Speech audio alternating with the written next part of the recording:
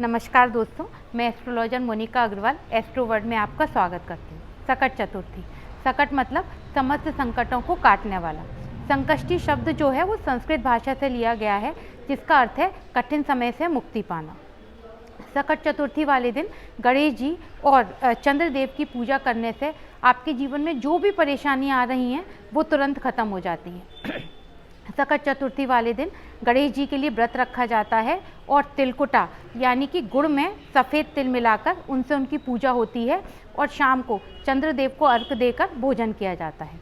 देखिए, सकट चतुर्थी की कहानी तो सबने सुनी होगी और उसको सुनकर शायद सब लोग हंसते भी बहुत हैं कि एक देवरानी जेठानी थी और तो देवरानी जो थी बहुत गरीब थी, उसने सकट चतुर्थी वाले दिन व्रत रखा। तो गणेश जी महाराज उनके घर आए तो गणेश जी महाराज ने उनके घर आकर भोजन करा। जब भोजन करा और वो रात को उन्होंने कहा कि मैं सोऊंगा, फिर उसके बाद वो सो गए। तो सोने के बाद उन्होंने रात को घर में चारों तरफ और बहुत अधिक गंदगी करी, चारों कोनों में और देली पर। लेकिन जब वो दूसरे दिन सुबह उठी तो उस गंदगी की जगह उन्हें हीरे मोती जवाहरात मिले। तो इसका मतलब है कि गणेश जी से उन्होंने निष्काम भाव से उनकी प्रार्थना करी, पूजा करी, तो गणेश जी महाराज ने उनका घर धन्य धान्य से भर दिया और उनकी जीवन में जो भी परेशानियां आ रही थी वो सब खत्म कर दी। देखिए, जो गणेश जी की पूजा है वो हम केतु ग्रह के लिए करते हैं और केतु ग्रह हमारी पत्री में उस घर से संबंध रखते हैं जहाँ से आपके जीवन में कोई भी बड़ी परेशानी जो है वो उसी घर से आती है, यानी कि हमारी पत्री का 8वां घर। केतु उस घर के कारक हैं।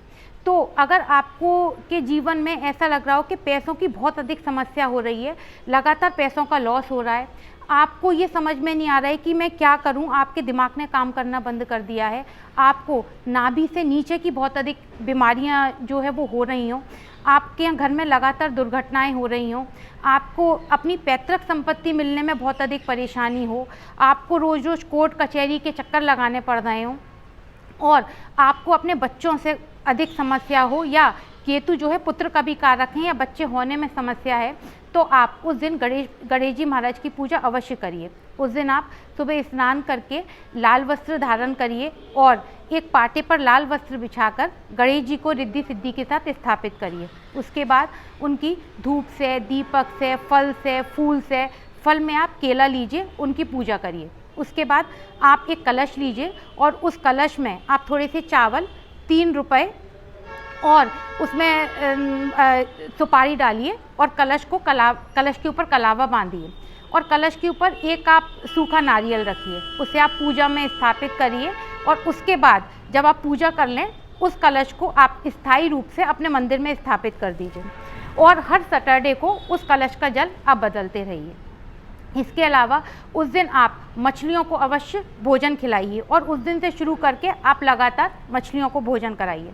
अगर आप अपने जीवन में बहुत अधिक समस्याओं से पीड़ित हैं तो उस दिन आप नंगे पैर जाकर किसी हनुमान मंदिर में एक तिकोना झंडा लगाइए लाल रंग का और उसके बाद हर 3 महीने बाद उस झंडे को लगातार लगाइए।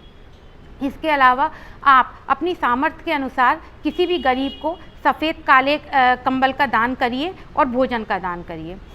देखिए, उस दिन आप जो सबसे ज़्यादा इम्पॉर्टेंट है आपके लिए वो उस दिन ये है कि आप अपने घर के जो 4 कोनों हैं, जो आपके घर के कोने हैं और देली हैं, उसको आप गंगा जल से सुबह और शाम दोनों टाइम साफ़ करिए और वहाँ पर सतिया बनाकर आप चारों कोनों में और देली पर एक गूगल की धूप अवश्य जलाइए। तो जो भी केतु की नकारात्मकता होगी वो बिल्कुल ख़त्म हो जाएगी और आपके जीवन में कोई भी समस्या, कैसी भी अड़चन आ रही हैं वो ख़त्म हो जाएंगी और आपका घर धन धान से भर जाएगा और आपके जीवन से सब परेशानियां ख़त्म हो जाएंगी। नमस्कार दोस्तों, मेरा वीडियो कैसा लगा आप प्लीज़ नीचे कमेंट सेक्शन में लिखिए और मेरे वीडियो को ज़्यादा से ज़्यादा शेयर करिए।